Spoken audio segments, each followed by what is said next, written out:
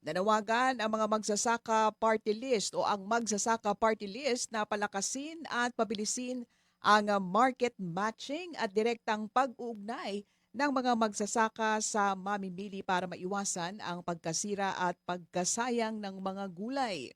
Ayon kay former Agriculture Undersecretary at Magsasaka Party List Council of Leaders member Ariel Kayanan, mahalaga ang market linkage.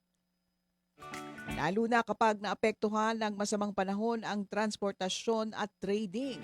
Sinabi ni Kayanan na dapat palawakin at pabilisin ang mga hakbang ng Department of Agriculture para mas maraming magsasaka ang makinabang.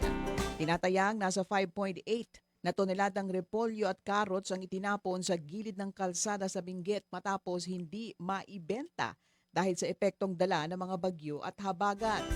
Kabilang dito ang 2.5 metric tons ng repolyo mula Gambang, Bakun, na natenga ng 2 araw sa waiting area bago makapasok sa trading center. Umabot naman sa 3.1 metric tons ng carrots mula Bugyas ang nasira, habang 200 kilo ang naiwan na lang sa trading post dahil sa pahirapan na biyahe sa madulas na kalsada. Samantala, nagdadagdag ang DA Cordillera ng Kadiwa stores sa rehiyon para palawakin ang market channels at masigurong may mapagbebentahan ang ani. Ngayong Agosto, halos 33 metric tons na gulay ang naidala ng DA sa merkado na nakapaghatid ng 1.2 milyong piso na kita.